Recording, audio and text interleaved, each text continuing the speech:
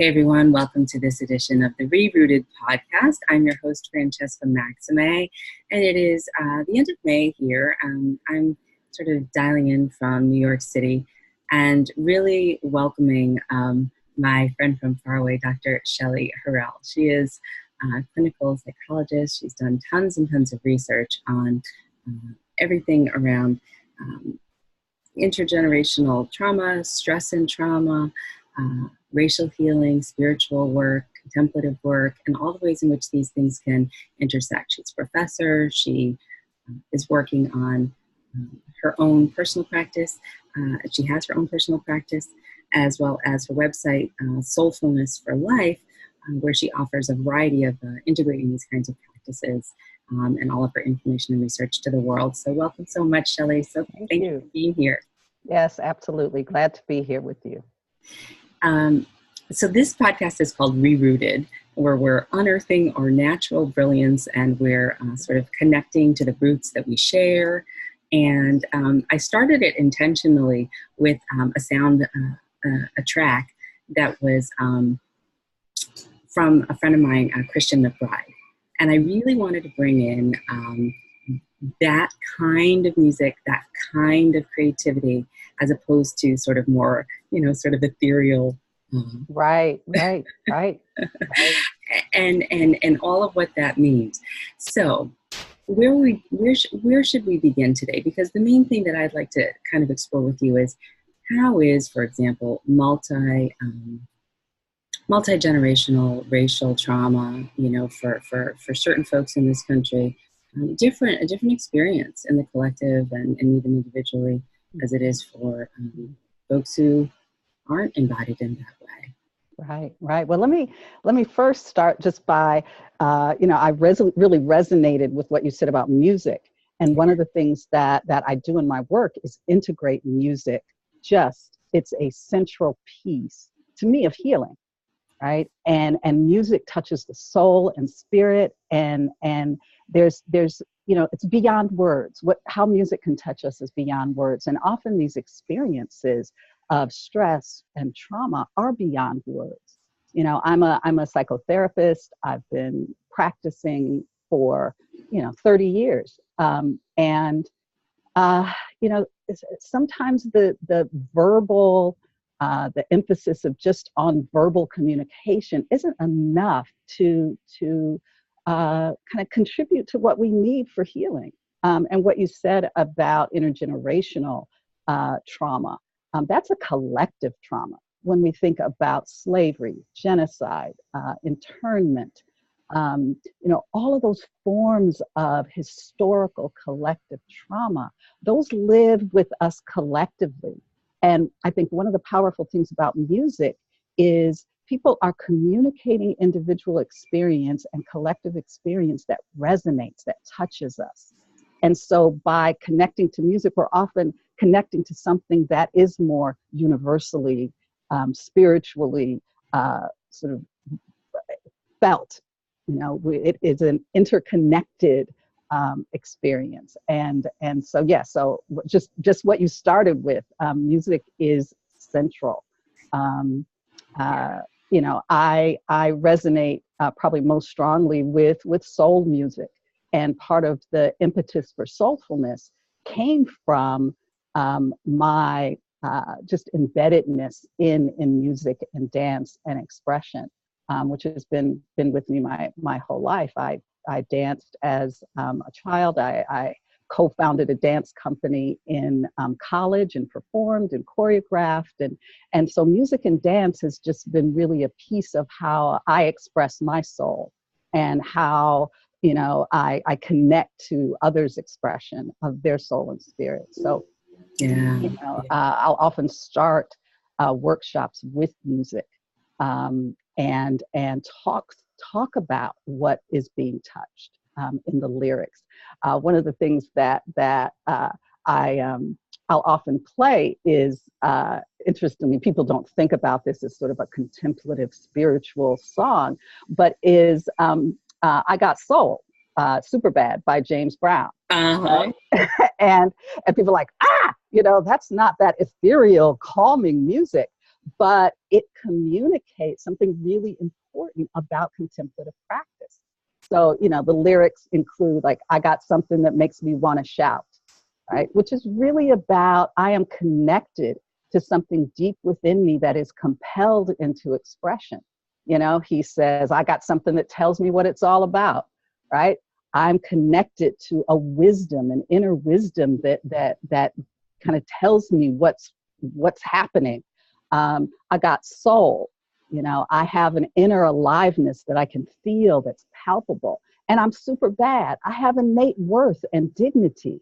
You know, so these are all contemplative, spiritual kinds of messages. And so for me, my introduction to kind of using contemplative processes for healing was through music, and, you know, messages through soul music.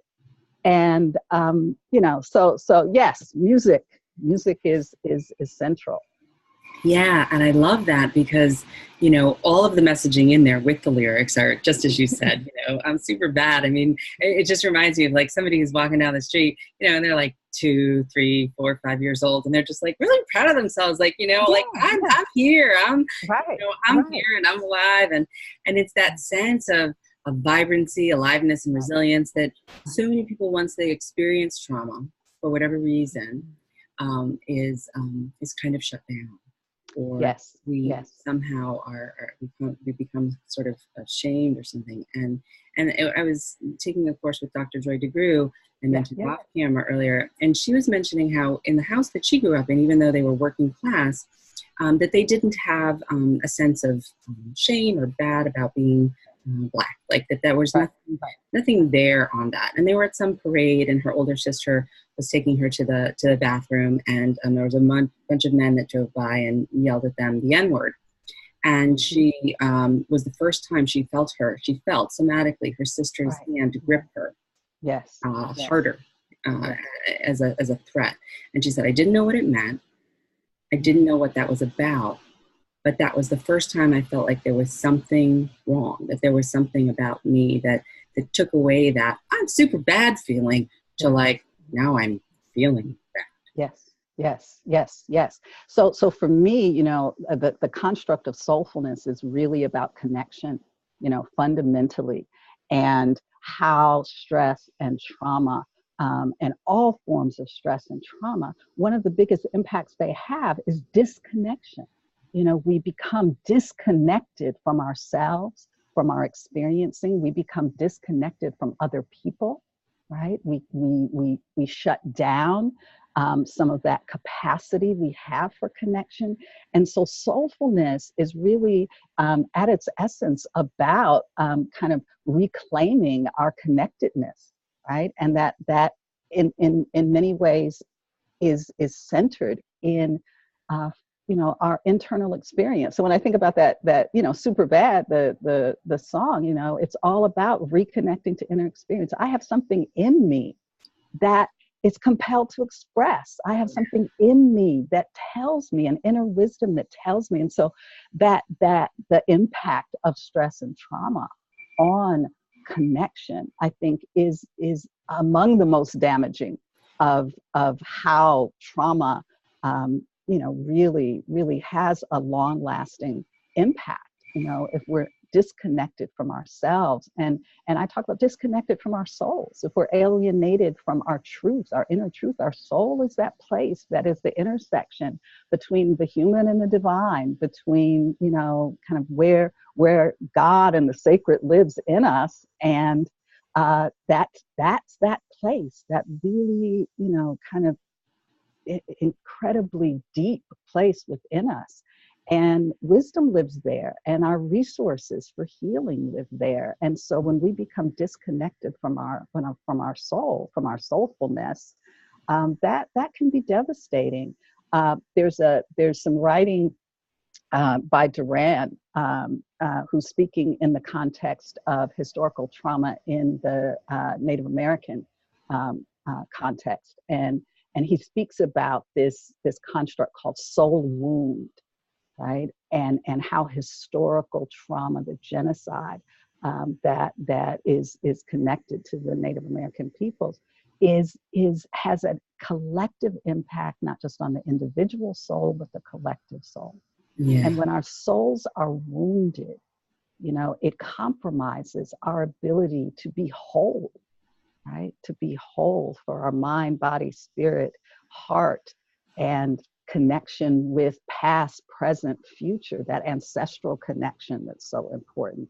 It damages, a soul wound damages all of that interconnectedness. Yeah. And so healing begins in many ways with just beginning that journey towards wholeness.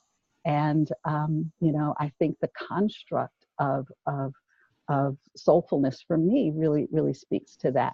The other person who speaks about the soul wounding, well, there's a lot of people who speak about things related to soul wounding, but someone that has impacted me quite a bit. Her writing is Bell Hooks, and she's an African-American feminist writer, and she has talked about the construct of soul murder and the way that racism,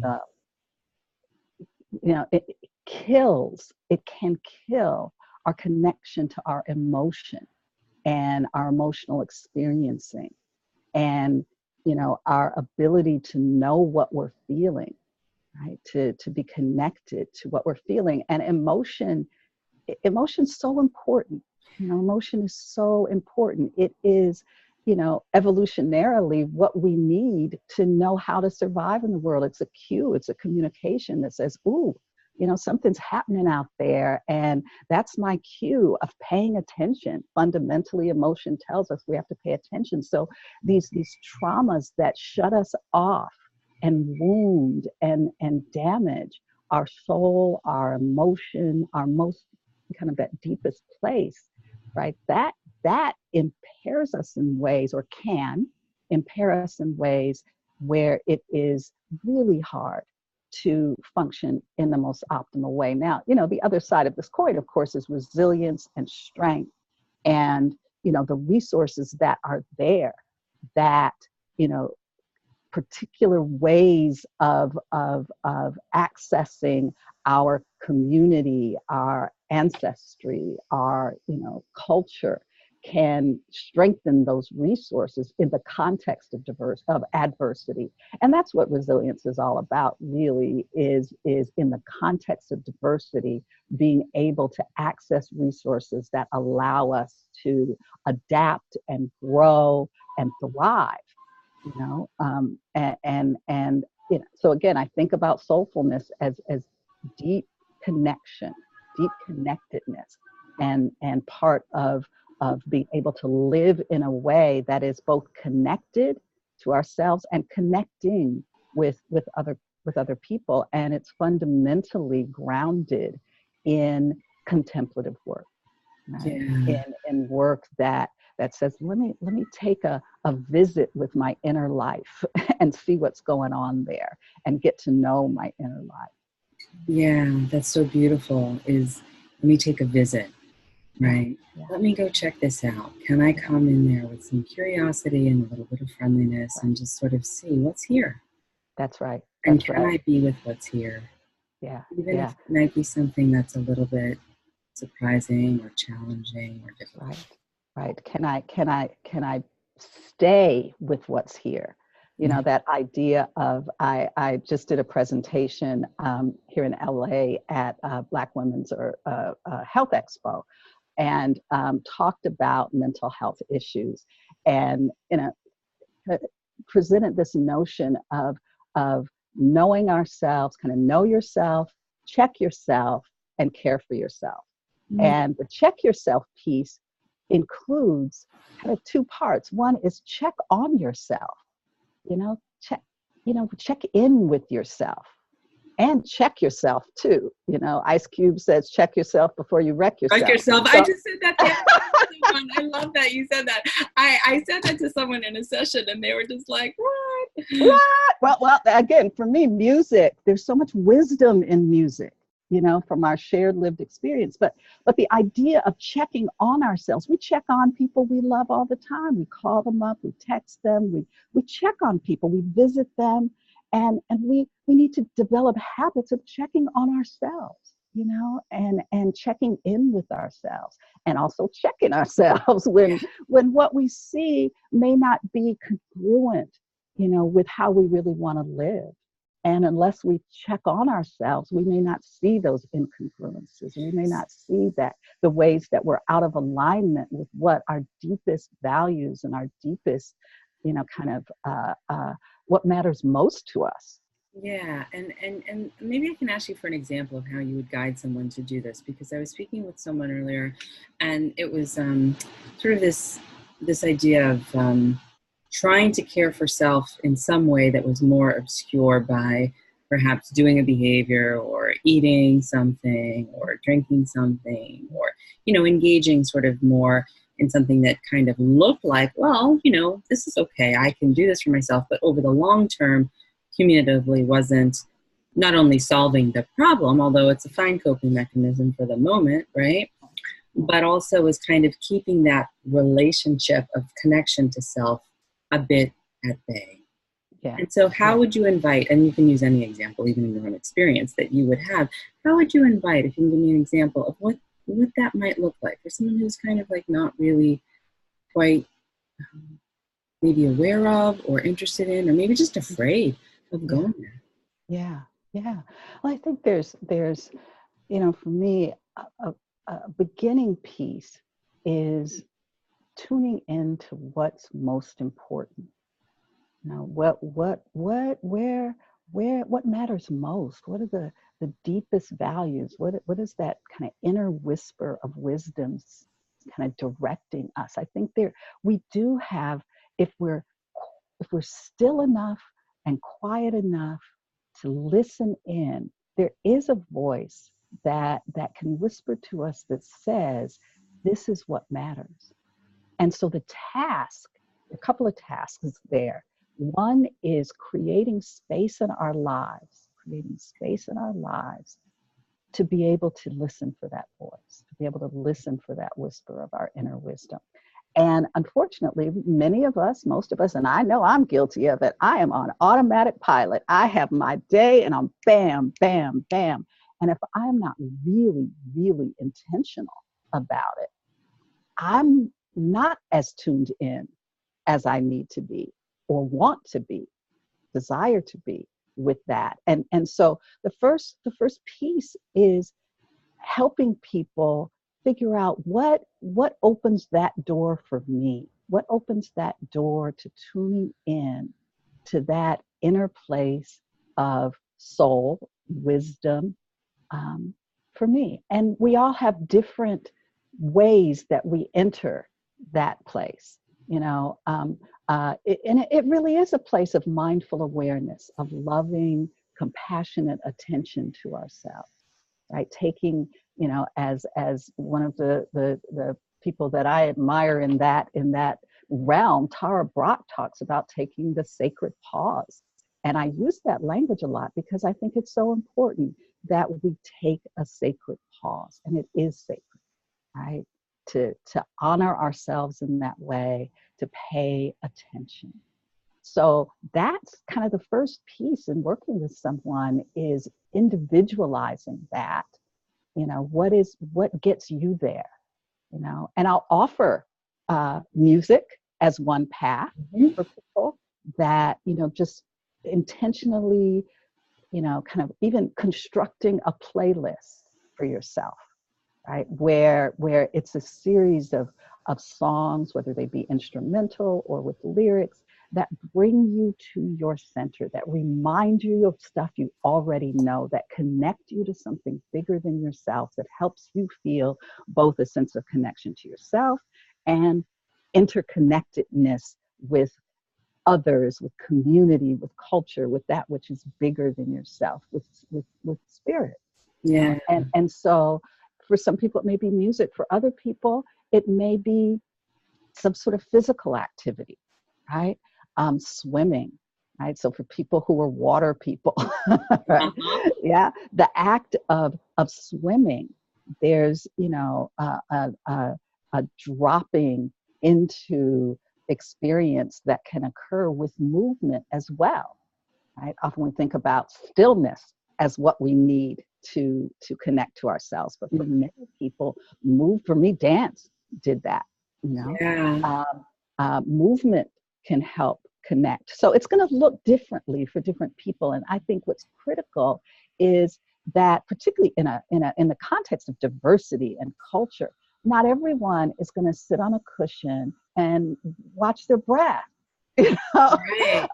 And I am very I very much resonate and with mindfulness, and have a modified mindfulness practice myself. Sure. You know, in a more broader definition, I think what I do personally in my own practice is mindfulness, right? But it may not look like, you know, sitting on a cushion and following my breath. That becomes part of it. So for me, we want to embrace all cultures have a way, some technology, some methodology for turning within, right?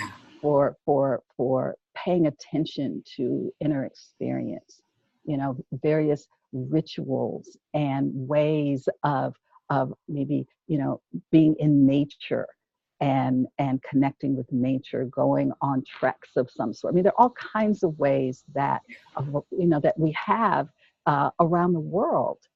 So we need to incorporate into our notions of mindfulness, which is a core process. It just may look differently in different cultural contexts. So that's the piece, is how do we help people take that sacred pause? What's going to get them to that connectedness with their inner experience? And that, again, is the first step. Yeah, I really, really love that. Thank you. That sacred pause, and then that it's what's right for you, yes. Right? And I really think that there is a bit of a disconnect. Like, I think so many people think, well, mindfulness means you sit on a cushion and watch your breath. Well, it could be that. It's not only that, absolutely. Right? It could be that, and that might work for you. It might not. And I always sort of look at, because Tara is also one of my teachers, actually, to sort of say, like, she's like, well, what's the intention behind it? And then the mindfulness is, well, are we running away from something, or are we moving towards something with greed or aversion, or are we zoning out and ignoring it? Meaning that, is the reason why I'm sitting on the cushion because it's actually effective for me and it helps me cultivate a sense of presence within myself and connection? Or is it because I am trying to check out? Yeah. Right? Yes. What's the deeper intention? Like, I don't want to engage with the world, in which case that's an aversive energy that requires a certain amount of insight or investigation, to use Vipassana terms or practice. Right. Absolutely. Absolutely. And then your remedy might be more of engagement. Right? Yeah. Like, for that person, you know, right, it might be more of a connective thing. Yeah. So I just think that we have to be mindful of our own constitution, our own conditioning, our own practicing, our own neural developmental pathways, and the ways in which we have each come to be as individuals, to find that way and that portal through. I think the other piece that's important in what you said is recognizing kind of our truth. And I use the word truth a lot, and, you know, we can think about it as you know, the authentic voice. But particularly for people who are members of historically oppressed and currently oppressed, you know, groups, that this process of internalizing oppression can be really subtle. You know, the ways that we internalize messages as people of color or LGBTQ community members, there's ways we internalize messages that are externally imposed about who we should be and what's acceptable and what kind of thinking or behaviors are acceptable. And you know, we can internalize those so deeply that there's a disconnection with what feels most authentic to us. Right. And you know, there's layers to internalized oppression. I mean, I think we were speaking when I kind of referenced the James Brown song about, you know, an internalized sense of worth and dignity, human worth and dignity, regardless of circumstance, you know. Right. And you know, that for members of historically and currently oppressed groups, societal messages are not always about our worth and dignity, right? Those societal messages can be quite dehumanizing, and treatment, interactions can be quite dehumanizing and quite, pathologizing, and, seeing our difference as deviance, right? Seeing our difference as deviance. And so we have to be part of the importance to me of this contemplative work for people of color and other historically and currently oppressed groups is being able to discern, kind of what's truth in me, that comes from me, and what have I kind of taken on that others have kind of constructed of who I am and who I should be and what's okay for me to be. So getting kind of connecting that back to this idea of mindfulness and meditation and contemplative practice, which again, I think is the central technology that we need for healing. But it's important to think, to understand that it can look differently for different people. And to the extent that sometimes we do shoulds, right? We should ourselves a lot, right? Well, I should be able to sit on a cushion and watch my breath, right? And where does that message come from? And again, I think we all do that, regardless of race, ethnicity, or other, those things we do in our minds that distance us from our authentic experience. And mindfulness and contemplative practice gives us the opportunity to do that. But again, I think particularly for people from historically and currently oppressed groups, that we have to investigate, I think, the RAIN, we can think about, Tara Brach's RAIN process, I think is a wonderful process that we can investigate, right? Recognize, allow, investigate, nurture. But the investigation, what's really there for me? What's really going on for me in my body, emotionally?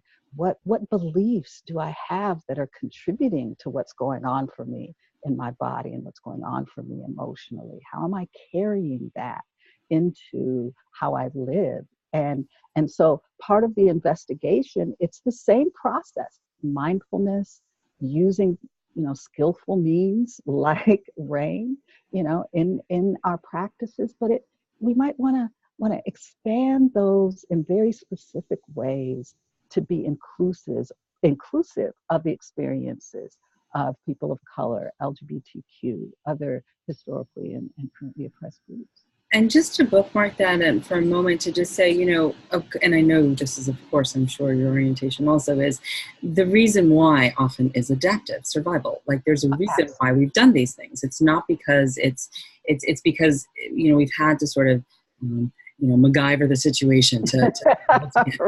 You know what I mean? I love it. Yes. And then at a certain point we realize, well, wait a minute now, I'm MacGyvering stuff that wasn't broke, or I'm MacGyvering stuff that wasn't, you know what I mean? So like, what's up with that?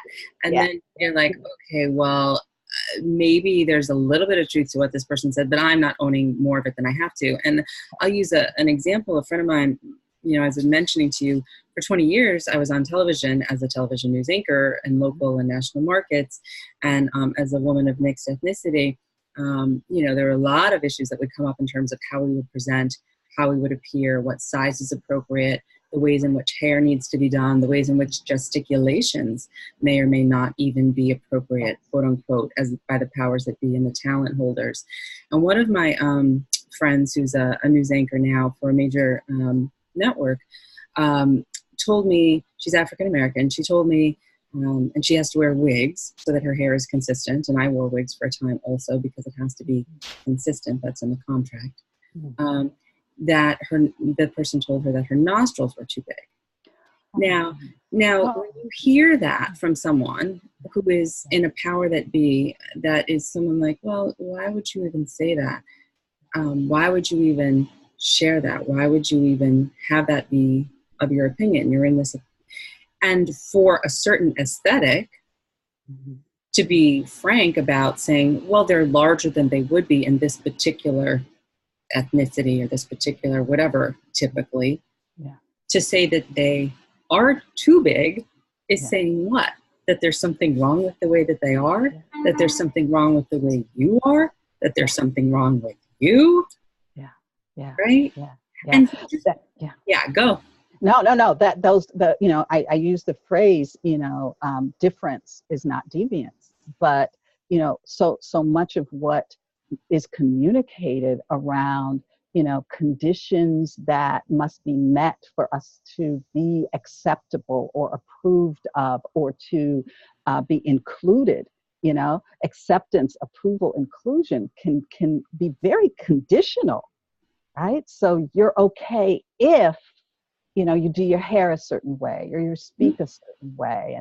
And a part of internalized oppression is the ways in which we really take those to be truth, to be like, yes, as someone said, the only way that I am acceptable is if I, put, green contact lenses in and have light eyes, or dye my hair blonde, or, something that approximates dominant culture of and how dominant culture expresses itself. So what, we think of those things, well, that's normal, but it's not normal, right? It is a reference point that is often centered as being superior or more valued.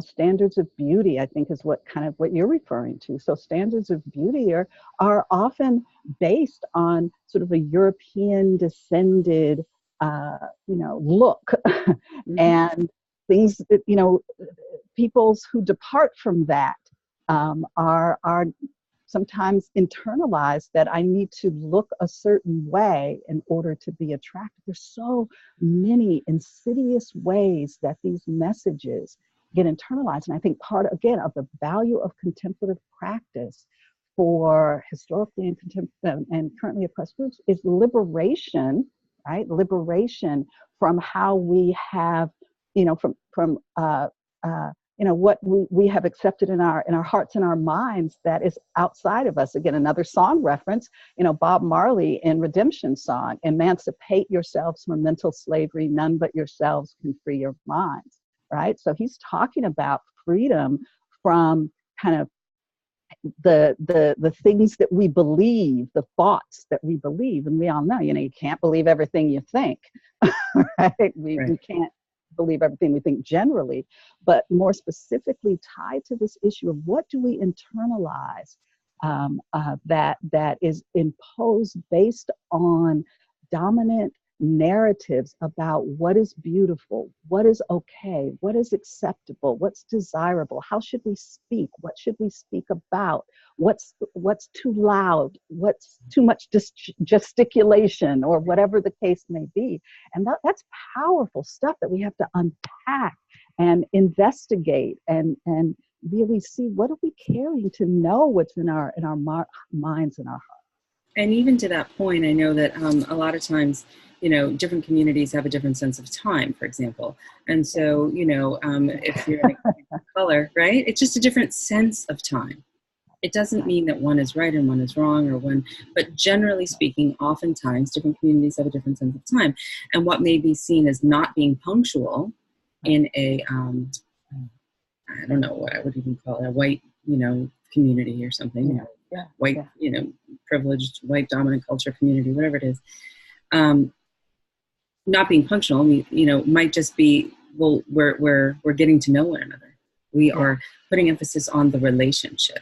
We are not just delaying the meeting or whatever it is, but we are connecting right here, right now. The meeting has happened. It is happening. This is the meeting. This is part of the meeting.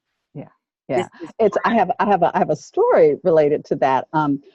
Back in the 80s and 90s, I did a lot more sort of diversity and anti-racism training. And one of my partners was a dear friend, white man by the name of Jeff Ring. And I named him because I, he and I did a lot of amazing work together. And, one of the things that when we first started working together, Jeff was, wanting to divide our presentations into small time units. Like from 8:05 to 8:10, we'll do this. From 8:10 to 8:30, we'll do this. And I'm like, what? You know, that's not organic. You know, we have to be able to be responsive, you know, kind of to what is there and have some flexibility. And he says, but then we'll, you know, potentially go overtime. And, you know, we would have this dialogue, and we had some amazing conversations of just understanding each other's kind of cultural frame of reference. And I think really came to a point, rather than pathologizing, to appreciate that. And sometimes we would even talk about that in some of the kind of cultural competence, diversity, anti-racism work we were doing, to kind of model for people, you know, that we don't have to polarize these ways of being in the world, that we can coexist with our differences. And I think so much of what we do is evaluate, you know, kind of the judging mind, the evaluating mind, what's good, what's bad, what's right, what's wrong, rather than what's there. You know, and part of the question of mindfulness and contemplative processes is what's there. Yeah. You know, let's just understand what's there. And I think, you know, the work that Jeff and I did, we both, you know, looked at what's there for us, but also a real sincere attempt to understand what's there for you. You know, what's there that brings this kind of comfort zone present for you. Right. You know, so that coexistence of seeming opposites, you know, is so important, to be able to hold things that may seem so different, to be able to hold them simultaneously. Right. That we're not, you know, I say this to clients all the time, it's not an either or it's not a good, bad, it's not a black, white, it's a both and, or it's an and. I'm in an indigenous trauma training where they talk about and use the land as a resource, use, you know, the animals as resources. It's not just that we have to resource ourselves, and the ancestors as resources. Absolutely. And that all of this, and that a lot of what, and, you know, sort of a soft pivot to maybe working with communities that really are not in a position where they can receive sort of individualized therapy, or go on retreats, or, you know, do this kind of more, I dare say, not erudite spiritual exploration, but a little bit more, you know, sort of refined, or I don't even know. Those aren't the right words. But it's all good. It's all good. You know, it's the idea of, they just don't have access. They're literally going from couch to couch. They're trying to find a place to live. They may not be eating. They may be in a shelter. And that, you know, these young folks, these young men and women of color, perhaps in the inner city, and just really the inheritors of legacies of oppression, currently living this reality, trying to find ways of connecting with what might be helpful there, because they're not listening to James Brown and Bob Marley. It's rap music and things like that, that I'm not so sure are nourishing in the ways that you're talking about, although it could be. Some of them may be. They are. And so how would you maybe work, or do you have any suggestions with that kind of population? Absolutely. So, I mean, so many things are going to come to mind. But just thinking, again, going back to music, because that's so central. Sometimes we focus in, you know, sort of contemporary rap, hip hop music on the lyrics, and the lyrics can be very problematic. I'm not at all, you know, saying we need to be okay with some of these lyrics, but here's two parts of that. Music is also about connection to kind of rhythm, and about bringing ourselves, kind of gathering ourselves into a focus.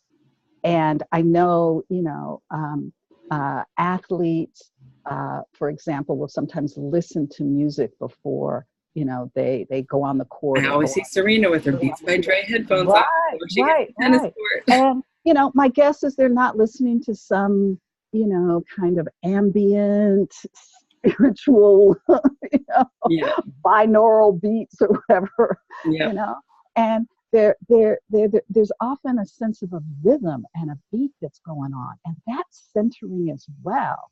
And so, you know, again, creating an openness to how do people center, how do people bring themselves into themselves, right?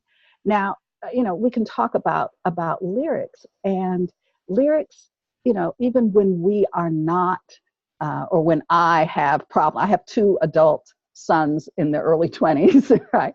And I remember growing up, kind of, saying, oh, let's really listen to that music. And one of the things that we would do is deconstruct music videos, right? So that I wanted them to, I always thought, it's not going to do any good to say, don't watch that, but I wanted them to watch it consciously, right? Yeah. To watch it with awareness. So, well, what if we unpack this, what's going on? What are the ingredients? What's happening? What's entering your mind, for you to be aware of what's coming in, and there's always a formula, there's women without too many clothes on, money being thrown in the air, car, there's the same things happen, in many of these videos, but bringing consciousness to it is important. So I don't want to throw out what young people do as being somehow, well, that's inconsistent with contemplative practice. No, it's the manner in which we relate to these things. And also we also want to hear people's truth. And we want people to listen to their own truth. And sometimes it's not pleasant or pretty or nice. And we've all, I think would benefit from being able to kind of open our window of tolerance for things that are not in our comfort zone, right? And that piece is important too, to honor someone else's truth. Now, again, I am not, the misogynistic kind of orientation of Sure. I am not, that's not a good place for me, right? But at a deeper level, if we're thinking about understanding the lived experience of, diverse groups of people, and not trying to make people like, be like a particular, image or way of being, I'm also a professor, and I teach doctoral students who are becoming psychotherapists. And the goal when I supervise people in the cases that they're seeing is not for them to become like me, right? It's for them to find their own voice as a therapist in the room with their clients. And I think it's really important that we kind of create spaces for people to connect with kind of who they are and what that potentiality is within, to kind of blossom and thrive in the world. And, meditative processes, mindfulness, contemplative practices are all, I think, so necessary for that. And for me, the soulfulness kind of frame on this is just saying, let's expand those centuries ancient practices that we know are effective, that show up in cultures around the world. Let's expand how we're able to deliver those in ways that can help people and that meet people where they are, and that honor, difference and diversity and expression, because ultimately we want things to work. We want to help and participate in healing. And if we try to impose our own stuff, whatever that looks like, it's not. It's just not. It's a different. That's what trauma is on a real basic level, is a threat to the integrity of our existence. Trauma is a threat to life, to safety, to livelihood, to all of those things. And racial trauma is a threat to life and safety and livelihood that is connected to racial oppression and power asymmetries that dehumanize and intimidate and harm and hurt. And bringing those two things together, understanding trauma in the context of race, ethnicity, culture, is important. That's, so we don't get to genocide and enslavement and internment, as a collective expression of that. Right. And I know our time is closing. And just to yes, it is. But just on that one note, if you could, when people are still under threat, though, when they are still in a community where there is violence, when they are not able to sort of look at it from the perspective of, I made it through. Yes, our ancestors made it through, and I'm here. And that means that we as a people are making it through. So there is that, right, to definitely rest in and check in with about and notice and appreciate and own. But what about when I don't know where I'm going to sleep at night? Or if I have a place that I need to go tonight, I don't know if I'll be safe there, but it's the only place I have. How do we reconcile with communities of color, especially, or anyone who's still in that kind of a threat, with also trying to be aware of the fact that there are these other ways of healing? I think that these are not mutually exclusive at all. One of the places that some of my doctoral students have done their practicum settings is a shelter for people who are homeless in Skid Row in Los Angeles. And so one of the students several years ago did her dissertation on, kind of resources for well-being among men experiencing homelessness. And most of these men were men of color, predominantly African American and Latinx men in Los Angeles. And one of the, I think, real values of her dissertation was, not pathologizing that because someone is homeless or experiencing homelessness, that they don't have access to inner resources, right? That, I sometimes take exception with Maslow's hierarchy a little bit, because I think that, people can have basic needs threatened and still engage in processes towards self-actualization.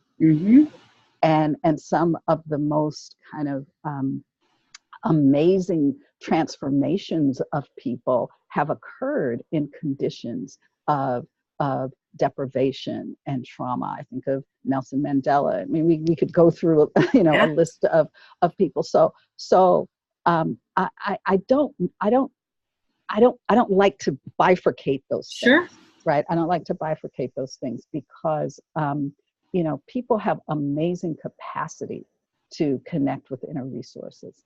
And sometimes it's a matter of reminding people of what they may be already doing, right? And I think when we're under sort of immediate ongoing threat, there's more kind of intercepting, more blockages, more obstacles that we have to be aware of that are there, and that, they're underneath them, beneath all of that is still, those inner resources that can be accessed, that wisdom, that connectedness to culture, to ancestors, that connectedness to our own, kind of worth and dignity and humanity. And, people have an amazing capacity to find that part of themselves. And I'm not at all saying that that these circumstances of threat and trauma are acceptable. Right? But in many ways, there's this we can't separate inner transformation and outer transformation, right? There's a quote by Stephen Biko, South African activist, the most potent weapon in the hands of the oppressor is the mind of the oppressed, right? So oppression, relies to some extent on those who are oppressed to be separated from an awareness of their own kind of thoughts and feelings and processes. And so part of liberation, both internally and externally, involves kind of reconnecting to those inner resources so that we can see clearly what is happening externally and participate in its transformation. I talk about, the branches of three main branches of transformation are awareness, allies, and action: contemplative processes, communal processes, and empowerment processes. And all of those are needed, to grow. We need to work with contemplative processes on awareness. We need to work on communal processes, connectedness, and allies.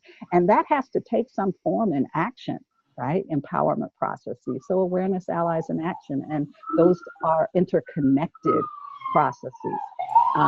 So to your point, for action to happen, for transformative change to happen at a social justice, kind of in the world, the allies and awareness piece, the contemplative and communal processes also need to happen.